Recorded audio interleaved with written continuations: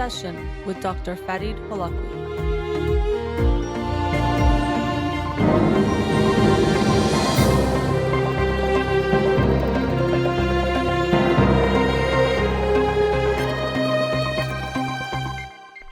Good evening. Welcome to In Session. I'm your host, Dr. Farid Holakouee, and I'll be with you for the next hour here on Radio Hamra on Instagram Live for the show, so I'm not taking calls, but you can follow me on Twitter or Instagram or like my page on Facebook to get updates on the show or suggest topics or books for the program. And the shows are uploaded at the end of each week to my SoundCloud page and podcast on Apple Podcasts and Spotify. Let's get to the books of the week.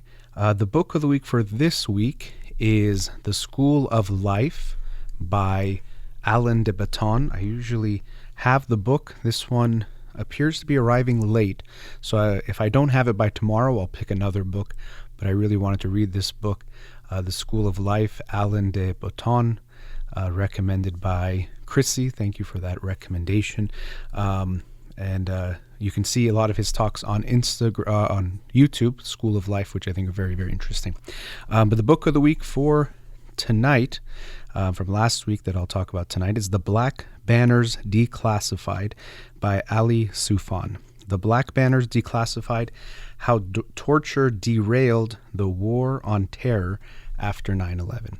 And this was a really fascinating read.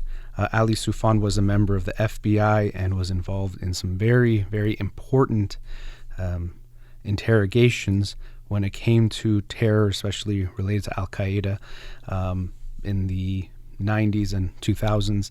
And this book, I was actually very lucky that I got this book this year. But earlier when he'd written the book back in, I believe, 2011, the CIA had redacted many parts of the book, which made it a lot harder to read, or a lot of the information really could not be released. But recently, the CIA took back those redactions, so essentially allowed for Ali Soufan to share in this book what he talks about as the truth of what happened in the interrogations on and around 9/11. That it really was interesting for me, from just as an American, as a human, but also as a psychologist, to see what he described in this book, what worked and what didn't work, and how that affected how things played out. So the book also does a great job detailing Al-Qaeda as it was forming, Osama bin Laden and all the other individuals who were involved, and the development of that. And of course, we might think, well, it starts in the 90s or the late 90s, but really, as he says, it goes back to 1979, where so much was going on in the Middle East, including, for Iranians listening to the show, of course, the Islamic Revolution in Iran, and how all of this had and played a big part in contributing to the unrest and the circumstances that allowed for Al-Qaeda to develop. And so for me, that was quite interesting, a very detailed history of that. But getting into the interrogations, what Ali Soufan really, he's a Lebanese American, and he spoke Arabic, and that was very helpful, and he's very knowledgeable about the Middle East and about a lot of what was going on that might have contributed to what was happening. And he used all of that to guide him, or at least aid him, in the way he interrogated these supposed and sometimes confirmed terrorists to get information out of them by creating relationships with them, building rapport, communicating with them, but not that he was doing it in some soft way. What I thought was interesting from a psychological perspective, seeing how he would mix kindness and warmth at times with these individuals, but he also knew when to assert himself and make sure they knew who was boss. So when you look at his way of interrogating versus what came to be known as enhanced interrogation techniques, which essentially is torture, that was used by the CIA around this time as well, that he talks about. It's not that what he's doing is soft, but it's definitely, to me, much more precise and wise, and I'll talk a bit about that later on. But he was able to connect with the terrorists and the people who had information, and through that to get information out of them. And really that's what we see, whether we're talking about international level, but even on a local level, that using aggression and trying to hurt the person until they tell you what you want to hear doesn't really work. And actually, it does exactly that. It just gets you what you want to hear, not actually the truth. And that also came up as the CIA started using torture to try to get information from terrorists. It wasn't that they were getting unique, actionable intelligence. They were sometimes getting nonsense and being misled very strongly. And so what we see in this book, as Ali Soufan outlines his interrogations and the success he was able to have using his technique, which both gathers more information and also is more humane. I think we have to be aware of when we debase ourselves anytime we disrespect someone else. We might think it's about them, but it also reflects something about us. And as he talks about, that's not American. It goes against things like the Geneva Convention. It also doesn't help our cause long term, as well as also short term. But he outlines that very well in this book, that we might think we're helping, but we're really hurting by doing that. And so he interrogated many individuals, and he outlines those in detail, which is quite fascinating to see the conversations he has, the little even jokes or humor that might play out. And he's very good and gifted at finding the right way to connect with each individual. As he shares, I think somewhere at the end of the book, if you're trying to teach someone or talk to someone about dating and you just told them to say the same thing to every person, that doesn't work. You can't just have a script. You're connecting with that individual. And so we see how Ali Soufan, using his knowledge of the individuals, using his knowledge of the situation and the circumstances, playing his cards very well, at times sharing what he knows about the person and things that the person might realize, oh, that means he knows about what I'm going to tell him, and using that information to make the person feel like they're just sharing what he already knows. He talks about how, well, sometimes they would share something that was a big deal, but if you responded too strongly that this was a big deal, the information he was getting, it would likely make the person change or close up or affect the way they responded. So sometimes they were sharing some very pivotal information, but he acted almost as if he already knew what they were telling him, because he knew that might change the direction of the interrogation. But so he was part of the FBI, and he does share this interagency type of dynamic that plays out with the CIA, where they started to come in and wanted to take over the interrogations after 9/11 especially. Now, of course, the terrorists are the bad guys in this book and in reality, but there's two other individuals who, for me personally, you could see as bad guys that was almost embarrassing to see, and those are the two psychologists who came in and essentially convinced the CIA that they knew how to break the terrorists. They knew how to get into these people's heads, break them down, and using techniques, and they claimed to be scientific, to essentially torture them, to try to create the role of, we're going to take away all their power. We're going to make one interrogator seem like the person's God and they have control over them, doing things like stripping them naked, playing loud music to do sleep deprivation. Of course, we've all heard about waterboarding. That was also introduced during this time. And we really see an instance of individuals who are arrogant and think they know more than they do know, and especially think that because they are an expert, so to speak, in a field, they can apply that to some area they've never done work in, because these two psychologists had never interrogated anyone, period, let alone interrogated someone who was a terrorist or really knew much about the organization. And they just assumed that they had created this program that was going to get all the information that they needed and wanted and was going to work, and they were so assured of that. And as it actually puts it, one of them was very arrogant, the other one was very angry and had a short temper, and that's a very bad combination, and I would agree.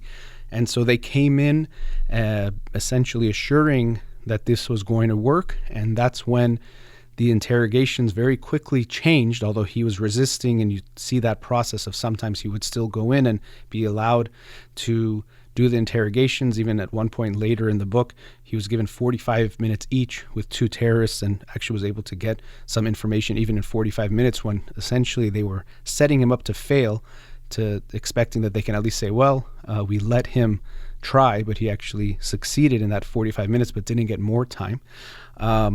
And sadly, we see a huge shift in the way that the interrogations went and how well they were able to gather evidence, with the CIA coming in thinking that we have this better way. Now, before I get more into that, when I look at this dynamic, and we've seen it play out on the political sphere, that when we talk about how we are going to treat terrorists to get information out of them, our main motivation should be getting actionable evidence, information that will help save lives and also help convict those who have taken lives or hurt others. That should be our motivation. Unfortunately, many people approach it with the mindset, or what they might not realize is their anger towards the individuals is fueling their decisions. So essentially you say, what should we do to get information from these terrorists, from these individuals we suspect to know these things? And because of that anger, and almost at times it's been shown as a sign of patriotism, people talk about, well, we torture them, do whatever you want to them, hurt them, they deserve it. And so that's the anger, which is understandable, but that anger doesn't help us in saving lives. It's actually not helping us to get actionable information. Essentially what it does, and what he talks about in this book, is people will say what they think you want to hear just to get you to stop torturing them. So oftentimes some of the fake information, and even the information, for example, that might have been used to link Saddam Hussein to 9/11, which could have led to the Iraq War, talk of the weapons of mass destruction and how there was a link between Al-Qaeda and Iraq, very likely came from these interrogations that were really torture, where people just said something just to make the torture stop, not to actually give information that was helpful. And this is really heartbreaking. So fueled by this anger, we are making bad decisions, because it doesn't matter. And actually, it's not that Ali Soufan loved the terrorists so much so he didn't want to torture them. He knew that this wasn't the right way to get good information to save lives. So he chose these other techniques. So when I see what he's doing, I don't see it's coming from care and compassion for these people that are killing people. It's coming for care and compassion for those lives who have not been lost, to help save them, and also to try to get justice for those that have been lost. So he's letting his love for the people override the anger that he has, which you feel throughout the book as well. He has anger, and he even talks about how it can be tough to smile and joke at times with these people in order to build a rapport to then get the information, but that he's essentially in that way willing to do whatever it takes to make that information come to light to then save lives. So he's not trying to be kind to them. He's trying to be kind and loving to saving lives and putting country and people before whatever his feelings are in the moment. It reminds me of, I thought of this analogy of, if you had a brain tumor, of course you're so angry at that tumor in your head, but you wouldn't want your doctor just to show up and try to squish your head or use a gun to shoot the tumor because you're so angry at it. Do whatever you want to this tumor, because that would hurt you, potentially kill you as well. You would want the surgeon to be precise, to go in with a wise plan to help remove the tumor, but also protect you and take care of you as well. And so what I see is that the way Ali Soufan was working was like a surgeon, being precise, being wise. Of course, he was angry. He wanted to save lives, but using that to fuel him rather than the anger towards the terrorists that was being used by the CIA. So what we saw happen was the CIA was using these EITs, enhanced interrogation techniques, which is essentially code for torture, and they were not getting good evidence. but they actually were manipulating the way information was being released to make it appear that some of the plots that were being disrupted and some of the information that was being gained from these individuals was because of the enhanced interrogation techniques, when in fact it wasn't. And that was something he shares in his book. Sometimes it was information he had gained through the interrogations he was doing, but then it was being attributed to the enhanced interrogation techniques, which is untrue and very unfair. And of course, the CIA was trying to justify the torture that they were doing, because of course, if we're doing this torture, it better be for a good reason. So they're saying waterboarding after, a few seconds. I think Lindsey Graham, after 20 seconds, he shared some report with Ali Soufan, I think when he was testifying to a Senate committee, saying, well, I heard that after he waterboarded, I think it was KSM, he started talking. And he said, no, that wasn't true. When you look at really what happened, it wasn't from the waterboarding. So yes, you're angry at them, understandably so, but by torturing them, you're not going to get better information. Not only that, as he talked about, I think it was in an interview I saw of him, Ali Soufan was talking about how what we saw in Iraq in Abu Ghraib, where the American soldiers were torturing, humiliating the prisoners there, and then some pictures were leaked. He was saying that did more to recruit terrorists to then hate America and take action against us than anything that Osama bin Laden or anyone else can do to try to recruit people. We made people hate America even more. So not only did we not help our cause in getting information, we probably hurt it long term as well. And so to me, this book was a very fascinating read. Of course, very dark when you're talking about torture and even terror. And, he shares a lot of stories of the USS Cole and other bombings and things that happened. And of course, 9/11 and how heartbreaking. He lost friends in 9/11, including one of his mentors. I hope I'm saying the name right, John O'Neill. And he shares how heartbroken he was. But I really respected that Ali Soufan worked harder and smarter, didn't just let his emotions get the better of him. And we also see the heartbreaking and very sad and unethical way that the CIA was working to cover up what they were in fact really doing, and how what they were doing was not helping the situation, was not getting good information at all, but continued doing it. And then I think in order to cover that up, continued to make it seem like it was working, when in fact it was not. It was just torturing individuals, getting bad information, not getting good information. But they had to try to justify it, even though what's surprising is decades earlier testimony that was done showed that using torture does not get good information, as was used, I believe, in South America and other areas. So the book does a great job of really showing us how when we want to do something right, we have to be wise. Also, as I said, the two psychologists, we have to be aware that when we don't have any experience in a certain area, we have to be humble. Unfortunately, sometimes the loudest voices are not the smartest voices. They're just the most arrogant voices, and I think that was the case there. And the CIA was likely desperate, looking for new means of trying to get information. After 9/11, we can remember how desperate and angry everyone was because of what had happened. But I think they made some unwise choices. But this book does a great job of setting the record straight. So I hope everyone will read the book, or at least see Ali Soufan in his interviews that he gives, that you can better understand what happened. We can only learn from history if we actually look at the accurate picture of what happened and know what happened. And he does a great job in this book, The Black Banners Declassified: How Torture Derailed the War on Terror After 9/11. I hope you will read it. I'm glad I did. All right, let's go to our first commercial break. We'll be right back.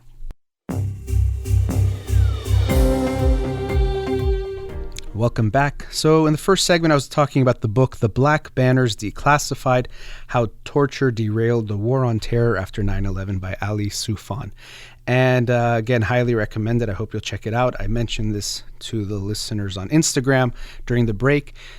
There's a movie called The Report on Amazon, which actually talks about a lot of these issues, and Ali Soufan was in the book, or he was in the movie, or someone played him in the movie. And everything I saw, I sent him a tweet, and he kindly responded. I think he said something like, I think they did a good job. It was very short, so I don't want you to think that he gave me a long approval of the movie, but he did say he thought they did a good job very briefly. So I recommend checking that out. I did want to talk about my own experience. I've never shared this on the air, that I was in New York on 9/11 back in 2001. So I'm going to share some of that story, and also it somehow relates to this book in an indirect way. So I'll talk about that in the next segment. So back in 2001, my brother and cousin wanted to, really it was my brother was the one that planned it, to go to New York for a trip in September to see a Michael Jackson concert. He was doing a few shows, I think 2 shows, to get a few segments to put on the air, and it was the first time he had been in concert in a long time. So my brother got some tickets, and it worked out that my cousin Pedram and myself could go. So the 3 of us went to New York. It was going to be a short trip for about 4 or 5 days, not even, I think 4 days in New York. The concert was September 10th. We were going to come back on September 11th, was our flight, leaving from New York back to Los Angeles. And so we were there, had a good time for those few days that we were there. Not only were we in New York, our hotel was 1 block away from the World Trade Center, 1 New York City block. So it was pretty, still some space, but we were 1 block away from the World Trade Center. And I remember maybe 2 or 3 days before 9/11, one of the first nights we arrived.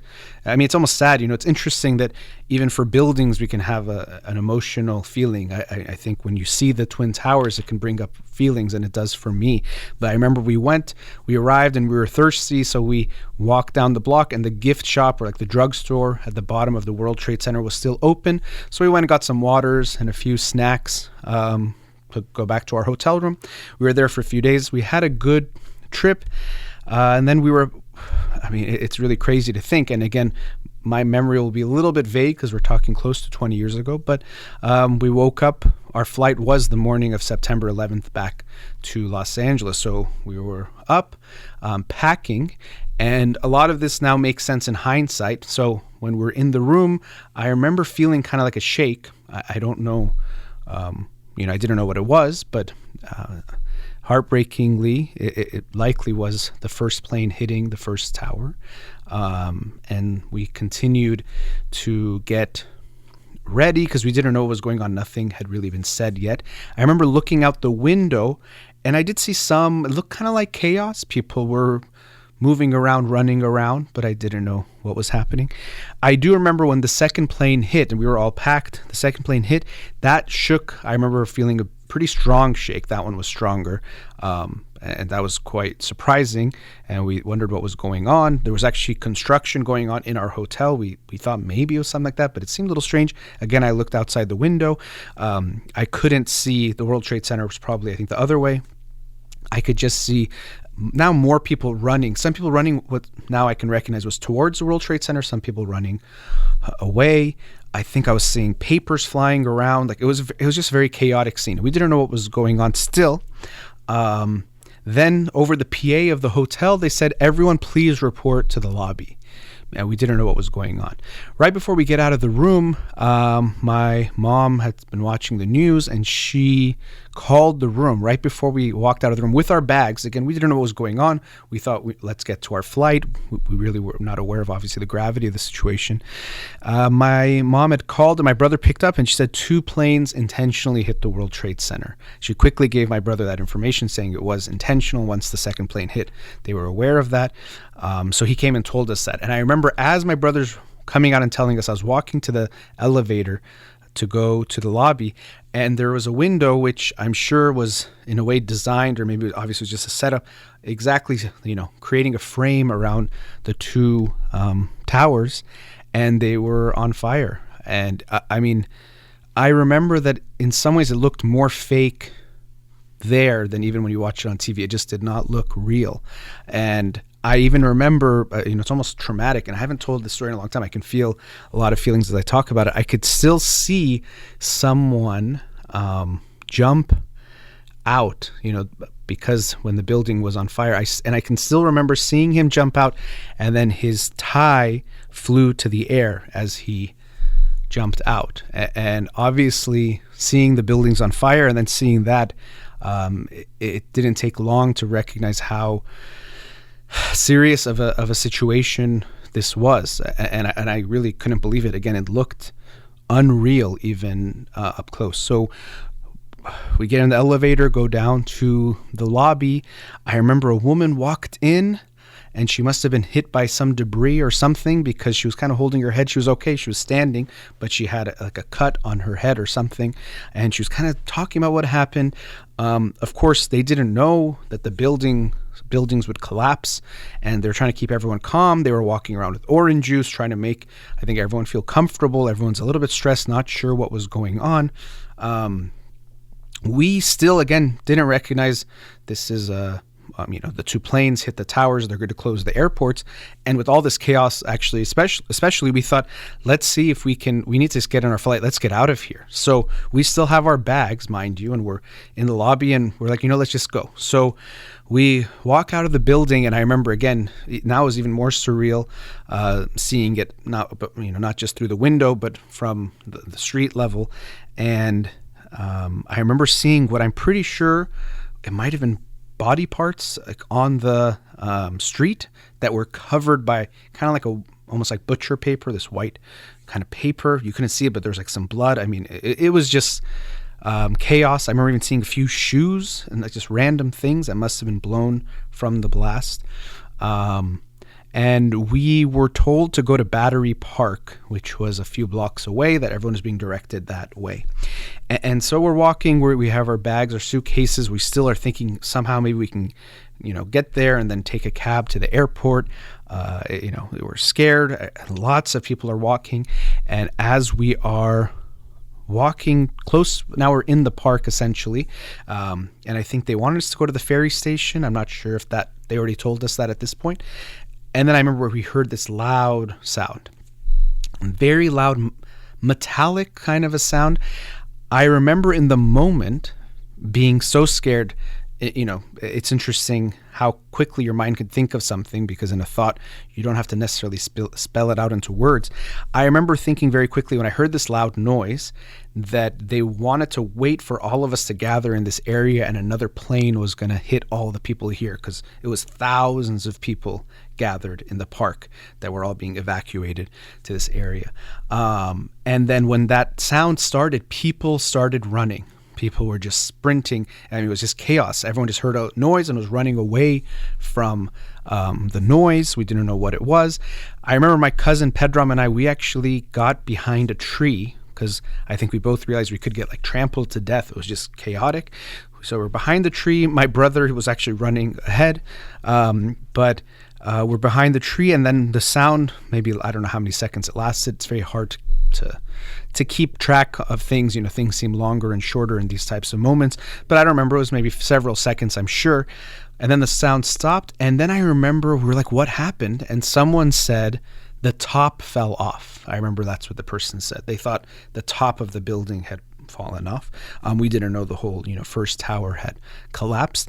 And I remember as soon as he said that, we saw, you maybe saw on the, all the news coverage, like one of those clouds of dust, came, and it kind of came over us, and it did cover us to a bit, to the extent that my brother, I used to not wear gel in my hair that back then. My brother did. When that night we were in Staten Island, there was still the dust and debris in his hair, and even on our suitcases we still had that.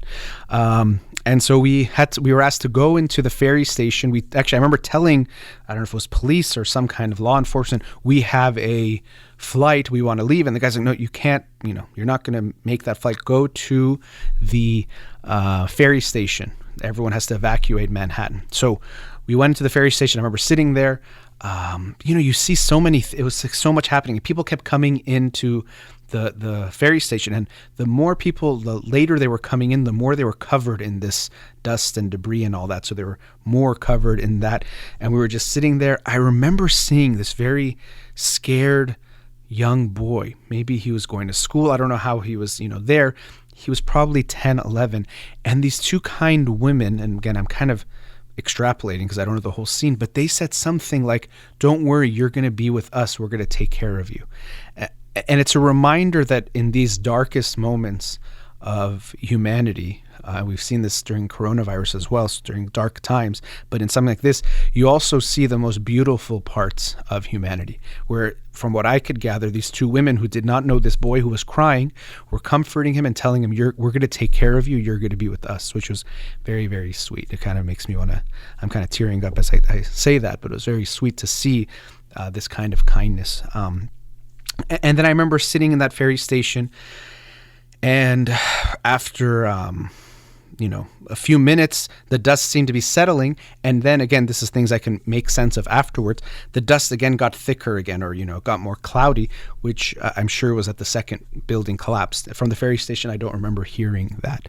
And then so we were stuck there, and we again still were thinking, can we make our flight? But it seemed like we can't. And they told us everyone has to evacuate Manhattan, and this ferry was going to Staten Island. We had no choice. And so we eventually got on a ferry that was going to Staten Island from Manhattan. And that image still, I'm sure I've seen so many pictures of it that it's probably mixed with a lot of different things. But I remember being on that ferry and looking, and you could at some point see the Statue of Liberty, and just where the Twin Towers were, smoke basically just there. And it was just, out of a horrible movie, kind of an apocalyptic type of movie. So sad, so heartbreaking, but that was the reality. And I remember getting to Staten Island, and, as I was saying earlier, how angry everyone was. I remember we finally got to see, now a couple hours later, the video of the second plane hitting. They were showing on the news over and over again. And I remember hearing someone say something like, we should just bomb the whole, I forgot what they said, bomb the whole Middle East, or bomb and maybe some expletives that I can't see on the air. And I remember hearing that, and I understood that feeling, but it's a reminder, now it's been 20 years, of how people were feeling. We were so angry and so hurt. And of course, our instant reaction to that is anger, understandably so. And people had that type of sentiment. Now, we spent a few days in Staten Island in a hotel that was not prepared to have the influx of people that it had. It was really, I guess, one of the main or bigger hotels there. And so we were there for a few days. 3 days after, I believe, 9/11, they opened up the airports again. And we were trying to fly back to LA. On our way to the airport, they told us, we got to the airport and they'd closed the airport again. What had happened was, I believe it was a group of individuals from, maybe they were from India, or maybe somewhere in the Middle East, but they actually got taken off the plane, and they were suspected, they got scared, maybe they're terrorists, and so they told us the airport's closed. And I remember being there, and we were like, no, we need to get on our flight. And they said, no, the airport's just closed. And at that point, the bridges had been opened, which was good for us, I guess. So we could actually go stay with some family for a few days, and we did stay. So finally, we got to be with some family after being just the three of us, my brother, my cousin, and I. I really do recognize and appreciate that we had each other, because it was a very dark time. I actually remember the night that we finally slept, September 11th, I had some very violent dreams.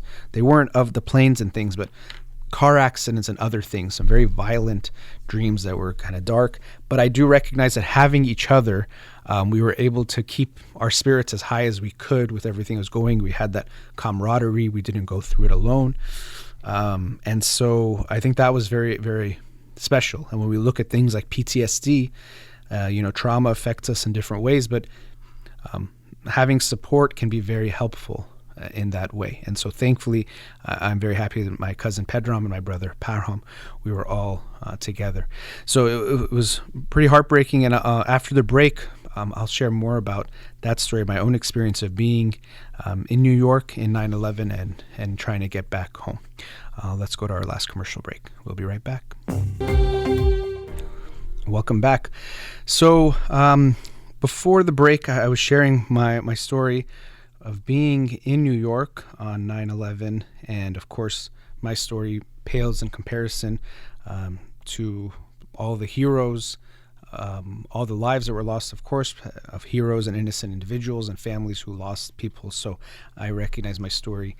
I was very fortunate and very, very lucky that, yes, I was there, and it was scary for moments, but I was okay. And so I do want to recognize, I think, Betty Williams, if she doesn't mind me saying her name, during the Instagram live on the commercial break. She shared her cousin was a police officer, died, and so many individuals like her cousin were heroes that were trying to save lives. They ran into the danger rather than running away, and we recognize that. And the individuals who try to prevent things like this from happening, like Ali Soufan, who wanted to gather intelligence and evidence to prevent this from happening. Even, I didn't mention this, he feels that they were doing these interrogations where they maybe could have gotten information to potentially prevent 9/11 from happening, but there was a change in the way they were interrogating and things were happening.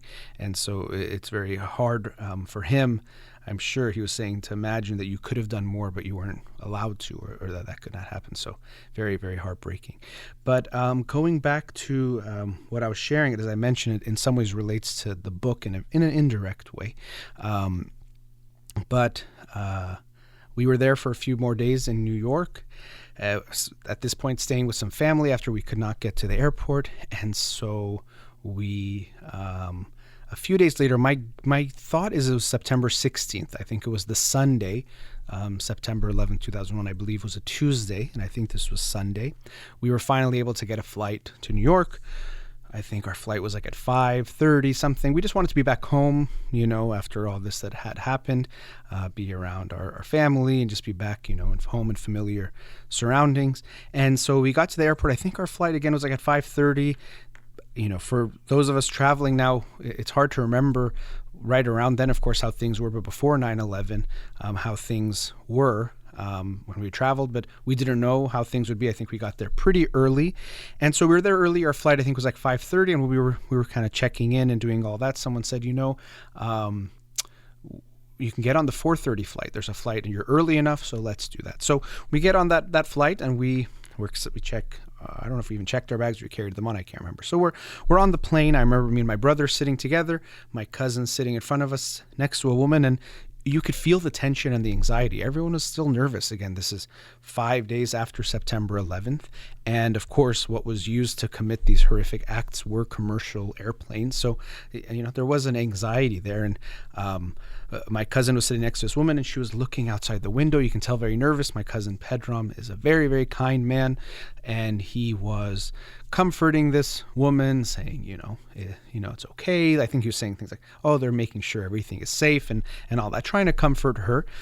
So we're sitting there getting ready to take off. And I remember all of a sudden, both aisles of the plane, of this between the seats, the three kind of rows of seats or three sections of seats, gets filled with what you can see on the jackets of these individuals was U.S. Marshals. And I see them coming onto the plane. And then one gentleman, I think he had a mustache, that's how I remember him, pointed to me, my brother, my cousin, said, "You three come with us." And we were shocked. And they said, where are your bags? They want us to take everything off the flight. And we were nervous. Actually, my cousin, he pointed to a few different compartments. So they finally found his bags. We took our stuff. And I couldn't believe it. And we're getting taken off the plane by the FBI, who I think were guided by or aided with the U.S. Marshals. Outside of the plane, like in the area, there was a SWAT team. And I still can remember walking off the plane at someone who I think it was a shotgun, and he had these, I think they're like bullets basically, or these, and they were very, very thick, red, kind of big. And later they told us that that shotgun, it can go through 3 of those seats and still hit its target. All for me and my brother and my cousin. And so we got taken off the plane. I still remember coming off the plane, and they were saying our last name on the intercom, I think because they were looking for us.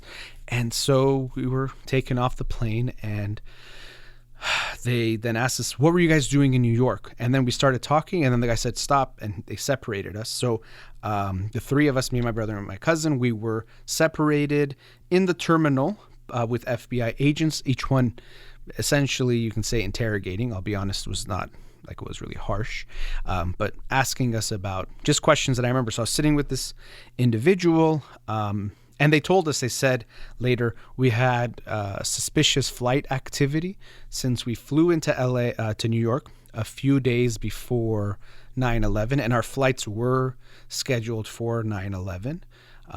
And actually, when I read in the book, there was they wanted to have 10 people, maybe 10 planes. They wanted to do different things. So I'm sure they were looking for that. And because we had switched our flight, they said they didn't see us on the flight manifest till we were already on the plane, or else I think they wouldn't even let us on the plane. So that's why I included that detail of the story. So that's why they had to take us off, I think, from what they told us. So they started to ask us, what were you doing in New York? Asking us all sorts of questions. I remember he had my wallet, the individual who was interviewing me, asking me, like, where do you go to school? At that point, I was in college. Who are your professors? I think they want to gather information to check if things add up in what you're saying. So I was sharing this, I'm taking this class, that class, all sorts of random questions. And he had my wallet, and this part is kind of in a way funny in hindsight, but in the moment it scared me. He's looking through my wallet, and he sees my grandmother, very, very sweet grandmother, had written like a kind of a prayer in Arabic for protection that she always asked me to carry with me, and I had it there in my wallet. And so he finds this small, piece of paper with Arabic writing, and he's like, what's this? And I remember kind of like freaking out because, everyone knew that it was a Middle Eastern group that had committed these acts, so anything in Arabic might make you feel kind of suspicious. And so I was explaining to him, oh no, it's just my grandmother gave me this. It's just a prayer saying protect me. And I think when I said protect me, he maybe thought, well, what does that mean, protect me? Protect me while I do something bad? And I was like, no, protect me while I'm away from home, so I get home safely. I kept emphasizing getting home safely, that I'm okay, nothing happens to me. But anyway, so they interviewed us separately for a little while.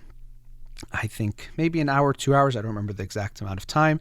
Once they'd finished interviewing us, then they had to get security clearance or do background checks. Now, me and my brother were born in the United States. My cousin was not. So they said that was taking longer to get his clearance. So for a little while after they interviewed us, we got to talk to these, the people, the FBI agents who were interrogating us or interviewing us. Again, I should say it wasn't like a hard interrogation. I was not really scared. I do remember coming off the plane very scared. I knew I hadn't done anything, obviously, but it's just a scary feeling. The FBI is taking you off a plane, wants to interview you. And of course, suspicious flight activity. And I know it wasn't just suspicious flight activity and being Middle Eastern, that, of course, contributed to it. But, even when I say that, I don't have an anger about that. First of all, what I went through was not very difficult. It was, 1 to 2 hours of time there, and they were not harsh with us. There was nothing really bad that happened there. So I don't have this anger, and I can understand, they don't really know yet what the threat is and what it looks like. And so sometimes with that unclear kind of information, you're going to get some false positives or think that someone might be a threat when they are not.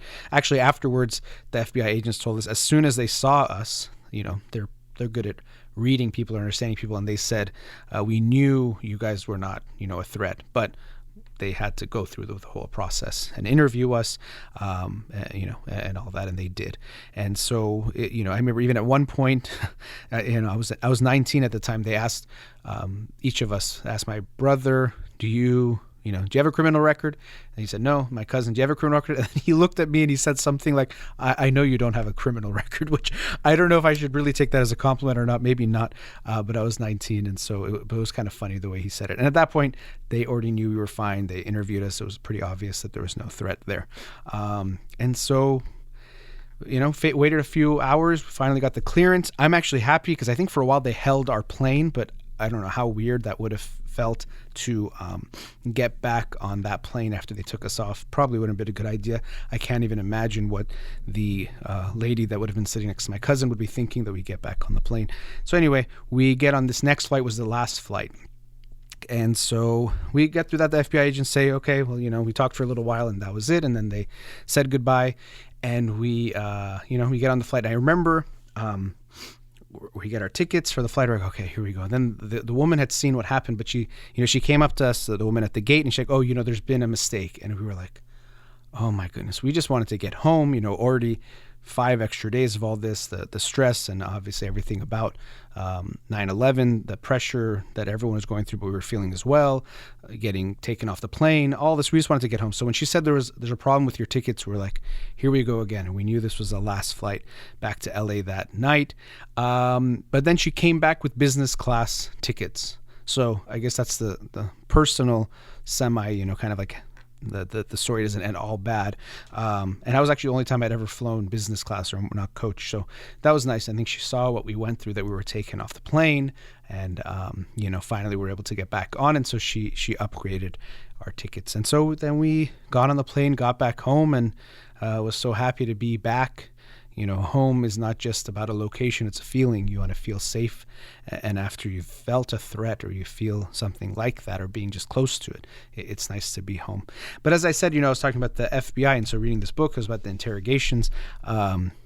Neither me, my brother, or my cousin, I don't remember any of us being angry about what happened. Clearly, yes, you can call it racial profiling was there, but it was just the way that it was. It's understandable that they have to be cautious. Again, this is 5 days after 9/11.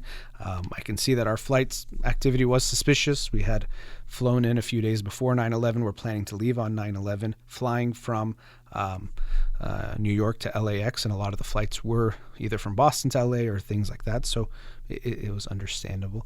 So nonetheless, it was what it was, and that's what we had to experience. And I do appreciate now, when I'm reading this book, I was thinking about those FBI agents. I don't remember exactly what they looked like. I kind of remember the one, like I said, who told us to come with him. He was not any of the ones that interviewed us.